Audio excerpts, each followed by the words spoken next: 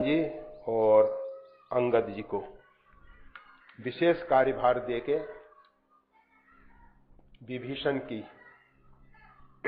विभीषण को लेने के लिए भेज रहे हैं, विभीषण के स्वागत के लिए भेज रहे हैं। गोस्वामी तुलसीदास जी ने शब्द में हनु समेत, हनु के साथ मान जो शब्द लगाए, हनुमान, मान निकाल दिया। हनुमान जी कहते हैं कि अगर भगवान के भक्तों के पास जाना है, संतों के पास जाना है, विभीषण जैसे संत जिनके कारण पृथ्वी पे परमात्मा का अवतरण होता है, विभीषण जैसे संतों के लिए भगवान का अवतार होता है। तुम सारी के संत प्रिय मोरे धरऊं दे नहीं आने। और अन्य व्यक्ति तो गौण है, प्रधान भगवान के विभीषण जैसे संत, तुम पितु सरिस भले मोहि मारा, राम भजे इतना तुम्हारा। कितना ही अपमान किया रावण ने, भरी सभा में पैर से ठुकरा दिया। और वो कह रहे हैं कि आप तो मेरे पिता के सदृश हैं। पिता भी अगर भरी सभा में ऐसा व्यवहार करे तो आजकल का बच्चा तो सहन नहीं करे। और विभीषण साधारण व्यक्ति नहीं है। करत राज लंका सट त्यागी, लंका का राज वही संभालते थे। इतना प्रतिष्ठित व्यक्ति और भरी सभा में अपमानित किया जाता, और उसके मन में लेश मात्र भी रावण के प्रति विद्रोह की भावना नहीं आई, द्वेष नहीं हुआ। उस स्थिति में भी वो चाहता है कि राम भजे हित नाथ तुम्हारा, हे नाथ, भगवान के भजन में ही आपका कल्याण।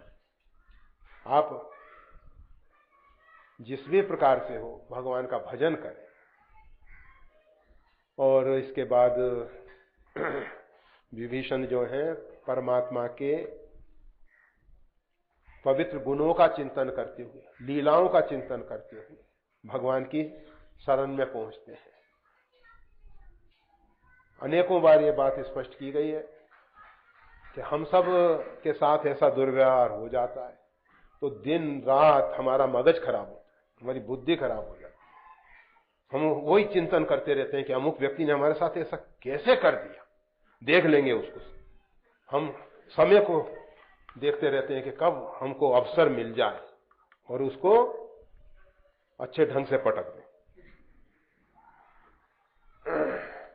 तो विभीषण जैसे संत के पास हनुमान जी जा रहे हैं, अंगद जी जा रहे हैं, अन्य वानर जा रहे हैं, परंतु मान छोड़ के जा रहे हैं।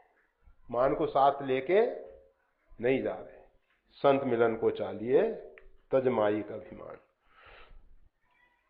पहुंचने के बाद उन्होंने विभीषण को साथ में लिया। सादर ते ही आगे कर बानर, चले जहां रघुपति करना कर।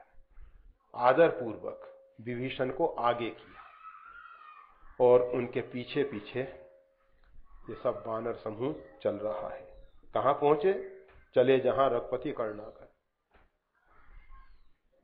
करना की खदान है भगवान, आकर खदान, जहां से करना पैदा होती है, निकलती है।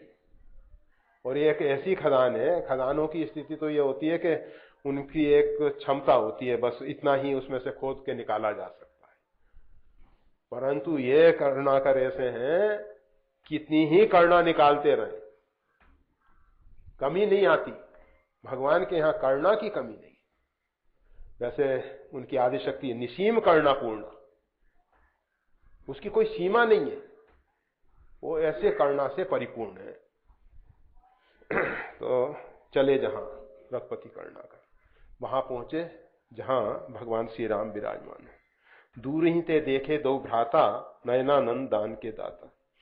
दूर से ही विभीषण ने देखा कि दोनों भाई जो हैं नेत्रों को आनंद का दान दे रहे हैं।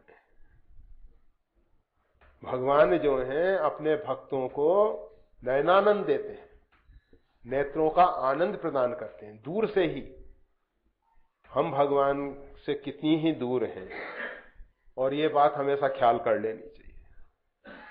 सर्वतः पाणिपादः सर्वथा अक्षि शिरोमुखम, उस परमात्मा के नेत्र जो हैं सब जगह हैं। सहस्त्राक्षा, असंख्य नेत्र वाला जो परमात्मा है सब जगह परिपूर्ण है, और उसके नेत्रों से करुणा बरस रही है, आनंद बरस रहा है। नयनानंद दान के दाता, नयनानंद का जो दान देने वाले भगवान श्री राम हैं, ऐसे दोनों भाइयों का दर्शन किया। ये दंड और ध्वजा, भगवान श्री राम, उज्जवल कीर्ति जो है भगवान श्री राम की ध्वजा है, और लक्ष्मण जी जो है दंड समान भयो जस जाता।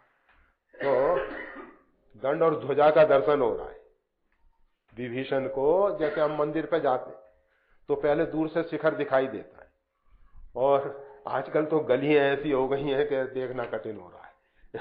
मंदिर गली के अंदर हो गया तो दूर से शिखर नहीं दिखाई देता, छत पे चढ़ो तब दिखाई देता है। परंतु पहले दूर से मंदिर का शिखर दिखाई देता था, ध्वजा दिखाई देती थी, और वहीं से प्रणाम किया जाता था।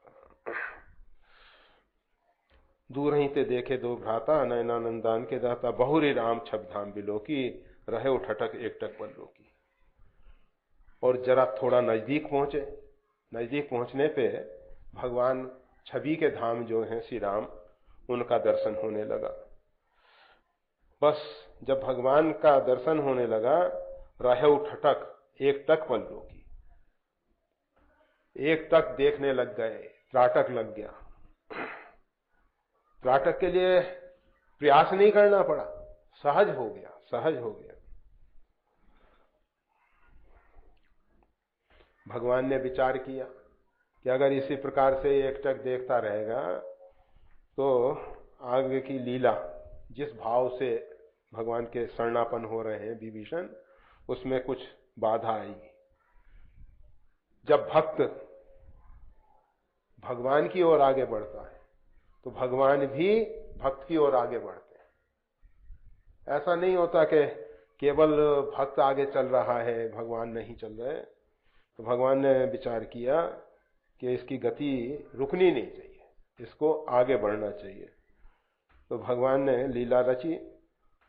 विभीषण की दृष्टि जो है भगवान के मुखार बिंद के साथ साथ शरीर के अन्य भागों पे भी पड़ी। तो कहते हैं भुज प्रलम, भगवान की जो भुजाएं हैं बहुत विशाल है, बहुत विशाल है। कंजारुन लोचन, और लाल कमल जैसे उनके नेत्र हैं।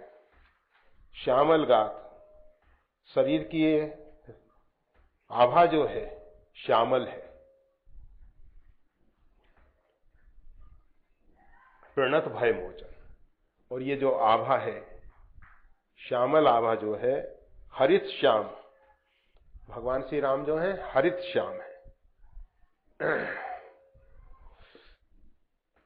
तो इनकी आभा जो है भक्तों को, जो शरणापन भक्त है, उनके भय को दूर करने वाली है। सिंध कन, और उनके कंधे जो हैं शेर के समान। आयत उर, छाती जो है चौड़ी है। इस प्रकार से भगवान शोभायमान हो रहे हैं। आनन अमित मदन मनमोह, उनका जो मुखारबिंद है वो असंख्य कामदेवों को भी मोहित कर लेता है। कहा जाता है काम जो है सबको मोहित करता है अपने रूप सौंदर्य से, परंतु भगवान श्री राम जो हैं, उनके जो मुखारबिंद की छवि है वो असंख्य काम, अमित, मतलब उनकी इति नहीं है, इतने काम हैं, उन सब के मन को मोहित करने वाले हैं। देखी नहीं हम सुंदरता ही, बदला एक नहीं पुरुष अनुपा। खरदूषण कहते हैं, राक्षस कहते हैं, दुष्ट जो भगवान श्री राम को मारने के लिए चले हैं, बहन का प्रतिशोध लेने के लिए चले हैं, वो कहते हैं कि ऐसा सौंदर्य तो आज तक जीवन में देखा नहीं, बद लायक नहीं। इनका बद नहीं किया जा सकता। जिसके सौंदर्य के आगे शत्रु जो है नतमस्तक हो जाए, उसके हृदय में परिवर्तन हो जाए, बहुत कठिन है। दुर्योधन का हृदय परिवर्तित नहीं हो पाया। भगवान श्री कृष्ण विराट रूप दिखाने लगे, भगवान ने बड़ी कृपा की, उसकी बुद्धि मोहित हो गई। पर यहां राक्षस भी मोहित हो जाते हैं। तो आनंद अमित मदन मनमोह, अमित मदनों के मन को मोहित करने वाला उनका मुखारबिंद है। नयन नीर पुलकित अतिगाता, मंधर धीर कहीं मृदुआता। अब विभीषण की स्थिति बताते हैं। ये भगवान का स्वरूप का वर्णन किया, अब विभीषण की। नयन नीर पुलकित अतिगाता, विभीषण के नेत्रों में जल भर आया। भगवान के रूप सौंदर्य को देख के, रूप माधुरी को देख के उनके नेत्रों में जल भर आया। शरीर जो है पुलकायमान होने लगा। ये अष्ट सात्विक भाव जब भगवान का चरित्र सुनने से, भगवान का नाम जप करने से, भगवान का ध्यान करने से ये प्रकट होने लग जाए, तो साधक को समझ लेना चाहिए कि हम सही दिशा में साधन में लगे हुए हैं। ये माइलस्टोन